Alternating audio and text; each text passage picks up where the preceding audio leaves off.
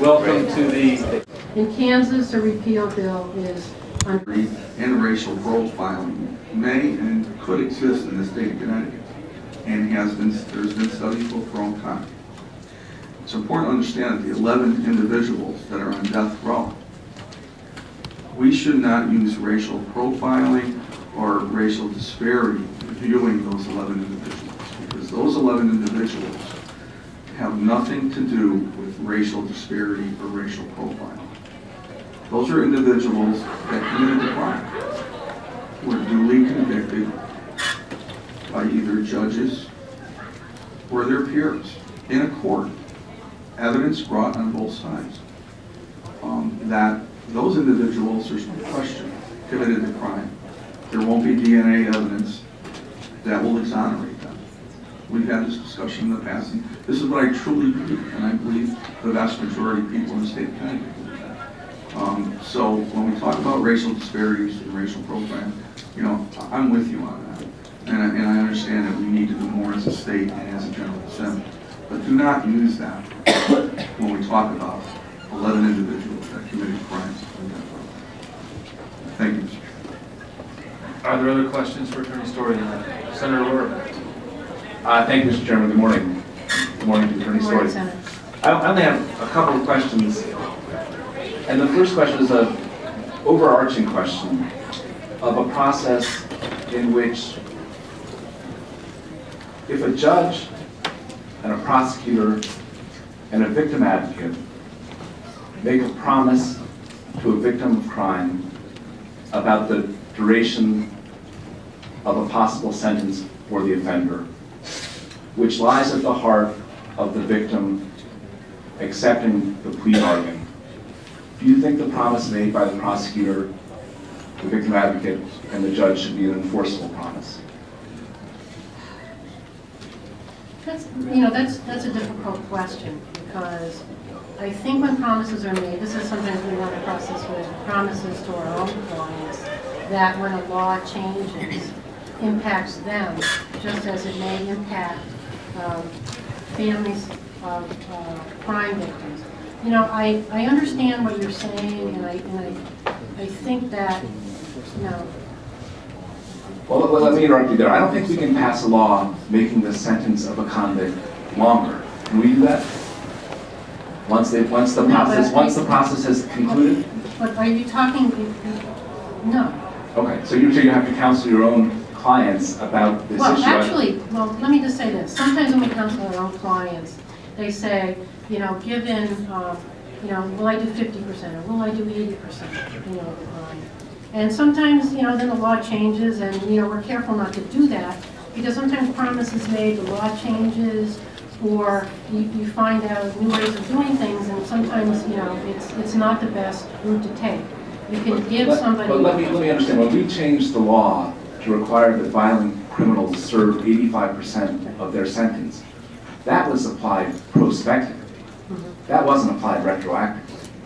And so my question to you is, do you think a promise should be enforceable when a victim has been told by a judge and a prosecutor and a victim advocate at the time of sentencing that there is no way the criminal will be released sooner than a particular date?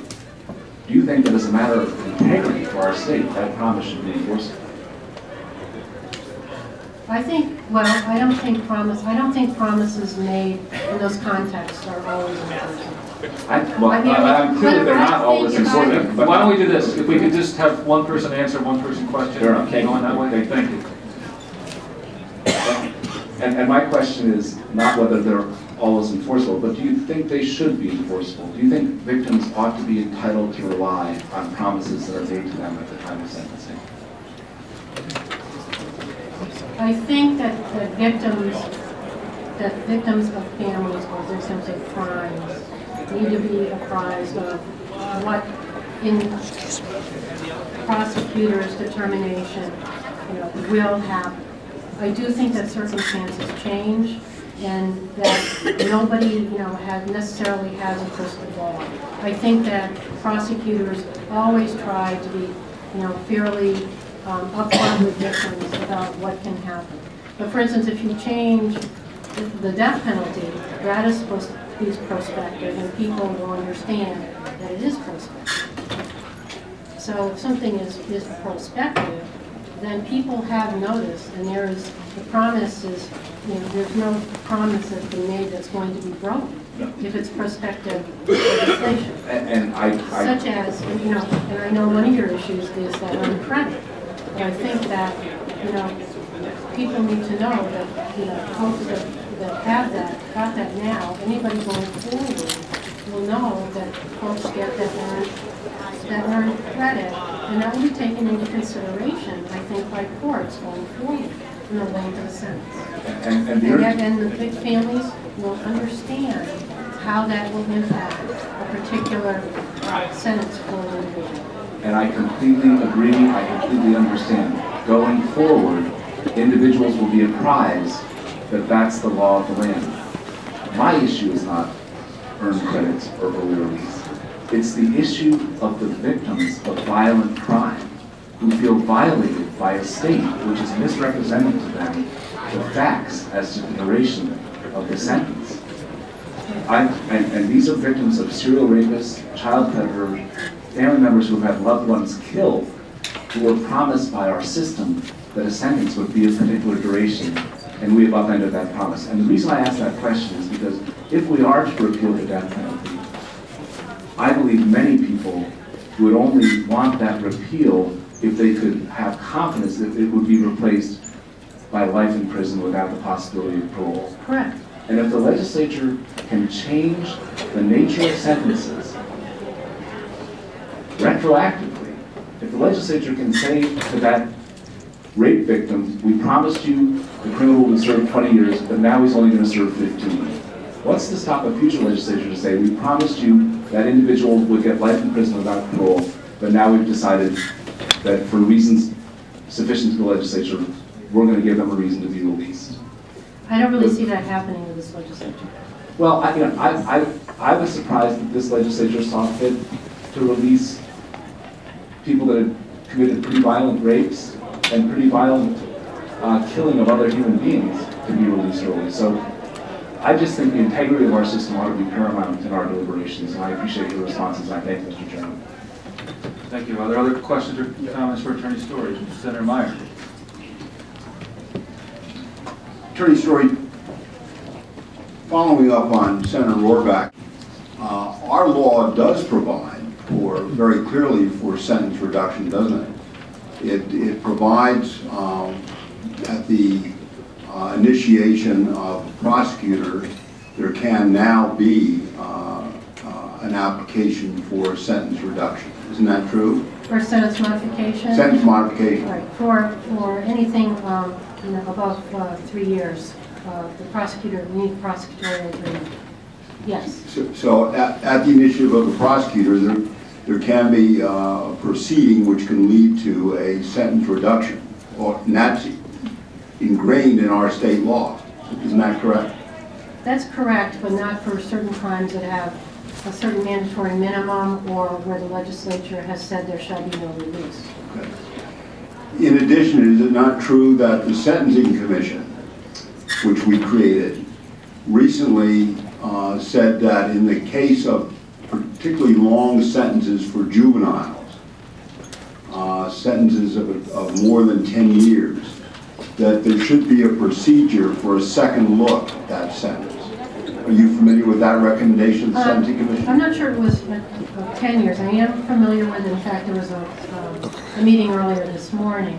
And that second look is a result of the Graham Supreme Court case, Graham, which says that juveniles with exceedingly long sentences, and I think what we were looking at is juveniles who are doing, very lengthy sentences now that for crimes that they committed when they were 14, 15, 16, and 17 should have a second look. And that is because of the U.S. Supreme Court case Graham, which says states should provide some kind of scheme for doing that. Okay. So that would be another way in which there could be, through a second look, a sentence reduction. And then further, is it not true that most states have a credit system in which an inmate can earn credits which could also reduce the sentence. And indeed, isn't Connecticut now in step with the great majority of other states in having a system of credits? And those credits, of course, being based upon good conduct by inmates who have taken rehabilitation courses and have indicated rehabilitations, but still in the discretion of the parole board. Yes, now, and I think it's really important for the public to know that this is not an automatic, like a good time credit that people in prison get. It has to be earned, and it's tailored to the individual inmate plan, that is structured for an inmate when he comes into, or she comes into prison, what the expectations are, what the programming should be, what does a person have to do to be so-called like a model prisoner to comply with this plan.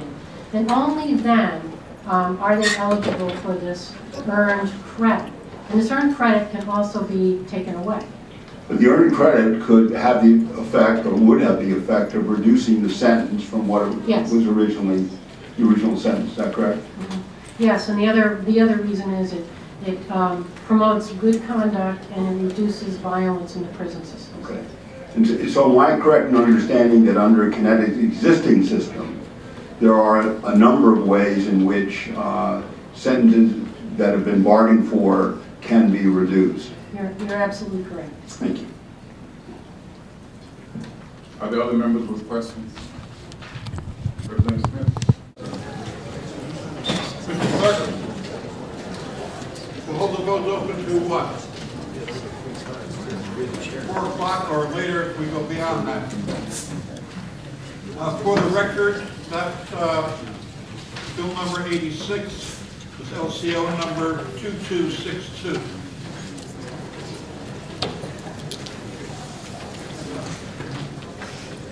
Okay, we will move on to item number,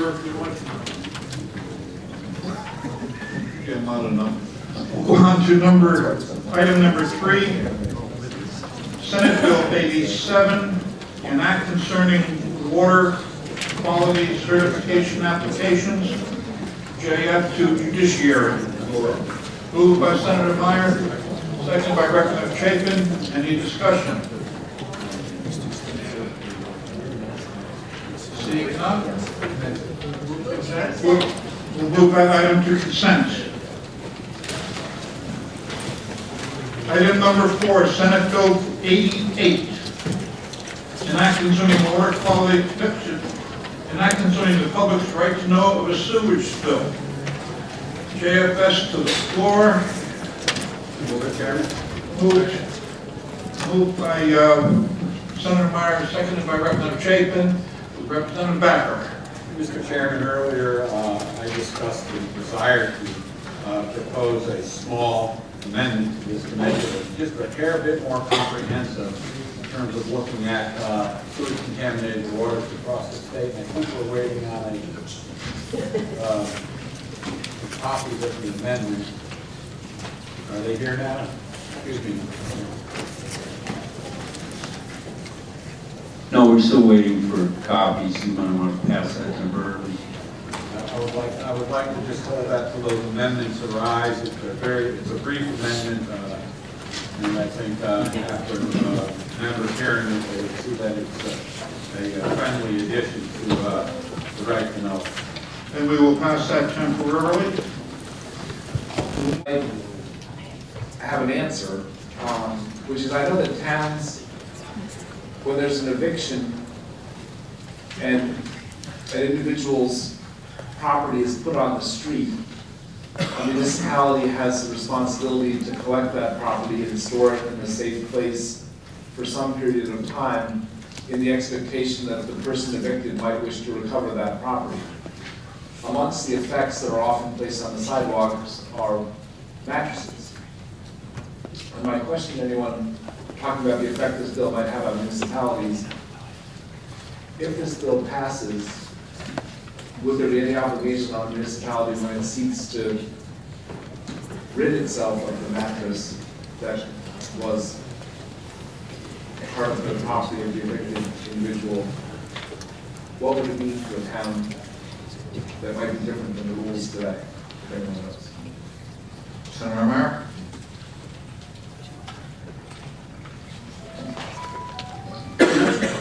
You're talking about an abandoned mattress, Senator Roraback, is that? Well, yes, what happens is that the marshal comes and empties the apartment or the dwelling, puts all the things that were in the dwelling on the sidewalk, and then the town has to come, the town crew typically comes with a pickup truck and loads up all the stuff, and they have to store it in the town garage or in some place for some period of time, but then a day comes when they're allowed to get rid of the stuff.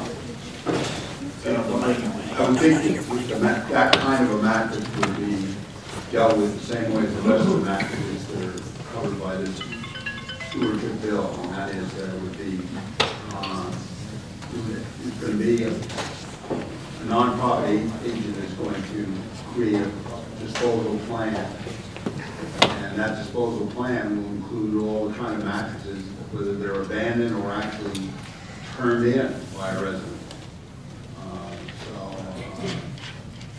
The bill speaks to a plan created by a nonprofit chosen by the industry. And that plan will determine how that abandoned mattress is picked up and disposed of. And I guess my concern, I think we need to be mindful of whether this is a good program or a bad program. It may come at an additional cost to municipalities.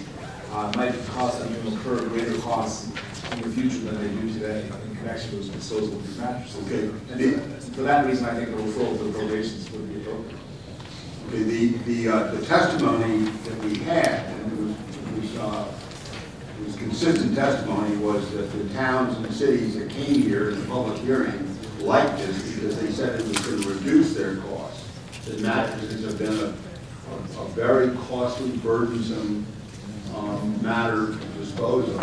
And the fact that we're now, as we did with paint, remember, and with electronic waste, now that the industry is going to be responsible for disposing, that will relieve the town of that, both administration of disposal and cost of disposal.